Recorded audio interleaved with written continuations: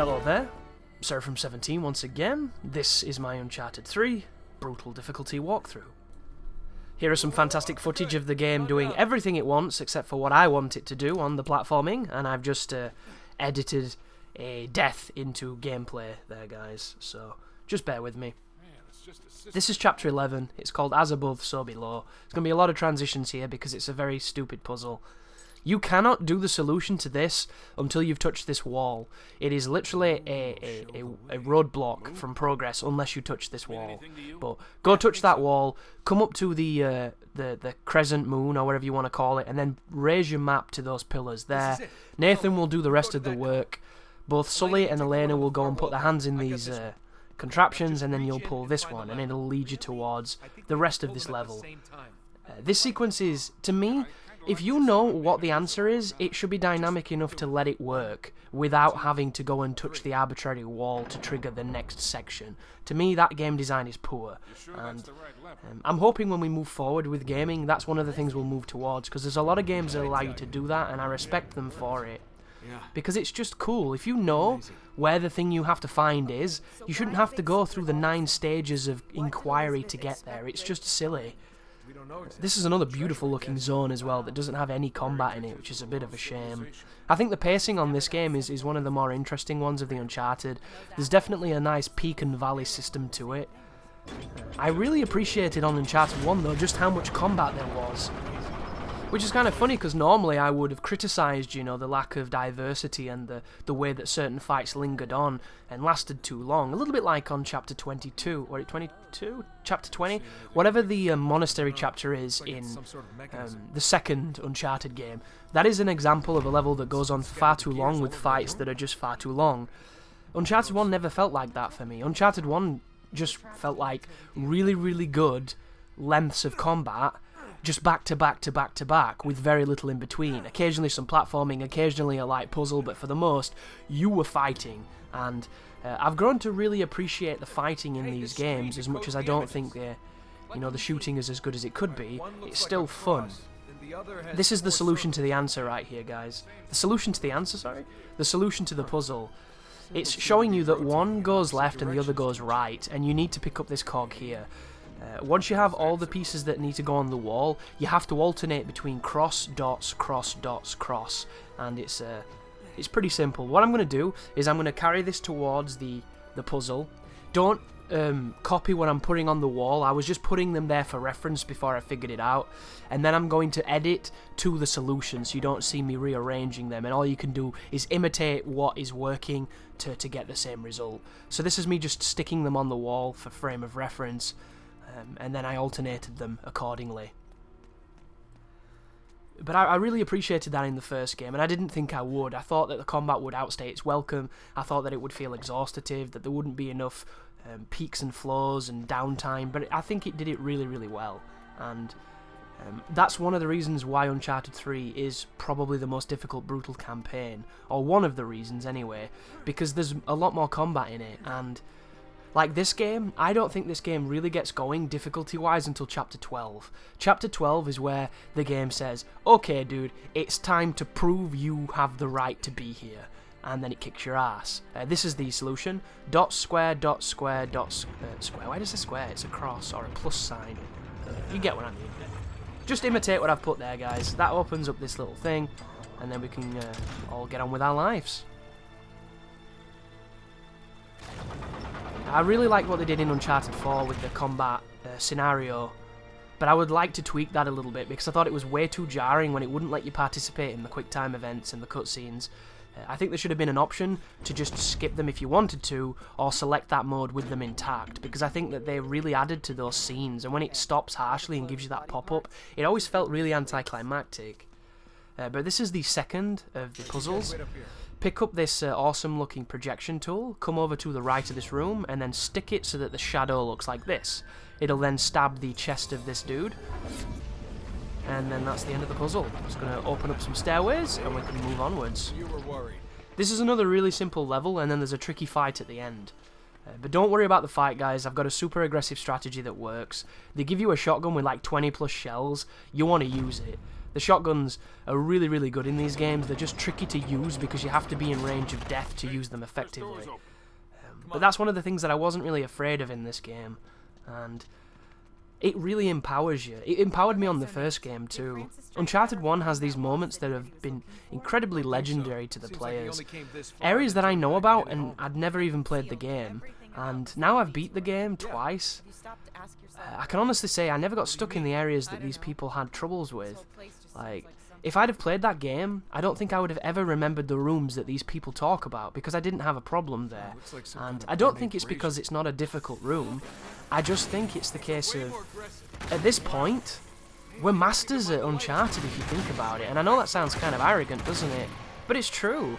We've played all the games, we've beaten all of them on the hardest difficulties, and we've done it convincingly. We haven't just scraped our way through, you know, using unlimited ammo and putting all those twerks on, or whatever they're called. Are they like tweaks? To do silly, like, one of the tweaks, right, enables you to have one-shot kills.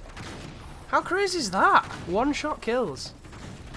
That's like every bullet's a guaranteed headshot and everything. That's insane. But we didn't use any of those, and we still got through. So at this point, we've done everything these games can throw at us, and we've done it on the hardest difficulty. This section here is kind of weird. The beetles do not do brutal damage. They do their own damage, so it's not a problem as far as damage. All you want to do is when you see them rush towards you in kind of like a torrent coming in like the tide, just shoot them once and they'll recede. They'll recede, they'll regroup, and they'll come back. And when they start coming back, you want to shoot them again. Don't worry about your ammo, the game will refill you after this sequence. But this really outstays its welcome. It's far too long, and it doesn't make sense why it's this long. But alas, you've got to do it, you know, or you will never get any further in the game. But we've got really good at playing Uncharted at this point, because we've had to beat Brutal. And I think the reason why I was so comfortable in Uncharted 1 is not only have they made it closer to Uncharted 2 with the aiming, so it just felt like an extension of what I've already played, but I've also played so much of these games now at such a level where the game is incredibly punishing that it's one of those things where I've learnt to punish the game as effectively as it punished me. And I usually say a very apt piece of description for this, which comes from Ninja Gaiden 2. And during Master Ninja on Ninja Gaiden 2, the game has taught you up to that point, and it teaches you ever so beautifully, so eloquently on Master Ninja, that if you do not punish the enemies, they're going to punish you. And I think that's beautiful, because it's one of those adages that's so true, it's almost painful. But this is the fight, guys, so restart the checkpoint to get the spot I started at, it's the same every time, and drop into the well. Proceed now to shotgun the crappy ones, all these weak dudes. As soon as the heavy drops down, get into cover. The heavy's not that easy, not that hard to kill, but you can get outnumbered when he's here, because he takes more damage than his friends. And all we're going to do is get on this piece of cover, and then proceed to shotgun everybody that gets out of that area. And the good news here is, when they climb out of that area, they cannot shoot you, because they're in an animation, so you can use that to kill them quickly. The heavy drops down as well, the brawler guy, put 2 shells in him and he can't do shit. Here comes the next heavy with the spaz, put him down, chuck grenades if need be. And all you want to do now to get rid of the last few stragglers is to do some testy blind fire with your guns. Here comes the next heavy, he can't do shit, we have a shotgun, good night, boomstick says hello. And then there's a couple guys chucking grenades, so chuck them back, be patient, and then just use your blind fire, because it's incredibly accurate with the pistol in this game. Watch the blind fire that I'm about to do. You see the blood in the mist? So he's dead, he dropped a grenade, which is awesome. And then this guy over here, I just hit him with blind fire. And every time I see blood, I know where he is. So just keep shooting, see the blood, keep shooting, see the blood. Adjust your aim when you see the blood. Keep adjusting that aim. And the fight's over. There you go. How easy was that? Did I even get shot? Absolutely fantastic strategy. And fun to do as well. That's one of my favourite kind of strats in this game. When it's fun to do it, you know it's a good strat, I think. That can go wrong though. You can get killed really fast if you don't kill people with the shotgun. That is 100% indicative of if you can put people down quickly. If you miss your shots, you'll die. So be very careful, but that aggressive strategy is fantastic, I thought, anyway. But as we were saying, you know, it teaches you to punish the game, because if you don't punish it, you get punished in return. And there's so many opportunities to punish the game. The game gives you lots of opportunities to do so, and I find that to be the most exciting part of playing these difficulties. And there's a couple of sequences in it. Look at that. Wonderful platforming. Oh, the platforming in this game is great, but there are times when it just fucking fails. It straight up fails, and Uncharted fixed all of that on the 4th game, which I think is fantastic. So happy that they did that, because it's really frustrating. And then the 1st game is the roughest still, but you've got to forgive it. It came out in 2007, guys. 2007, that's nearly 10 years old, and it still holds up really well. But here comes the inevitable 6-minute chase with Talbot. There's nothing much you can do to speed this up, unless there's some crazy speedrunner trick that I don't know about. So we're just going to partake in this sequence, and I can't really give you any strategies here, guys, because it's not difficult. And the game has so many moments where Talbot will stop and wait for you to come, so he can never actually get away from you. It's like the most fair chase in history. It's kind of ridiculous, but I have faith that you can do it, because you've got this far and you've done way more difficult things. But Uncharted 1 is going to be the next walkthrough you see on the channel, guys. I had a lot of fun recording that one. I managed to do it in 6.5 hours, which to some people might sound like a frustrating number, but as far as a guide goes, I think that's pretty good time. Especially considering that I've watched other people do certain sections and they say they were stuck there for like 2 hours, 3 hours and things. So I think I got really fortunate not having, you know, come up against those roadblocks of momentum that some people did.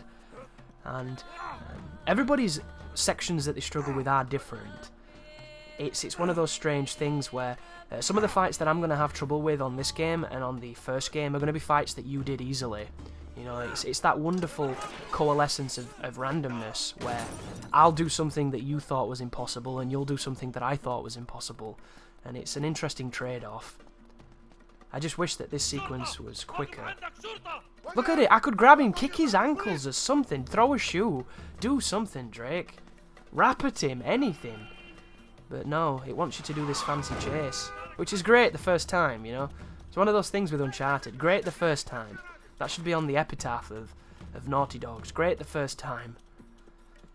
Which is, it's not true though, is it? I'm being harsh. It's great every time, it's just I want to get to gameplay, I want to get to the point where I get to play.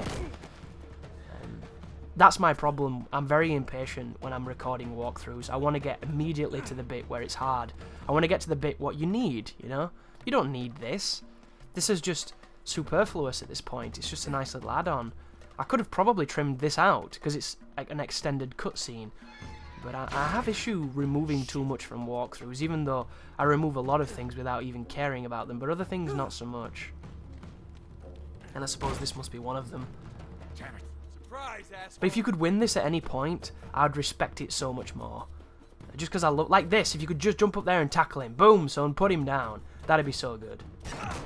Like, you know when you're fighting Megaton? Is it Megaton? Megatron? I think it's Megatron, sorry.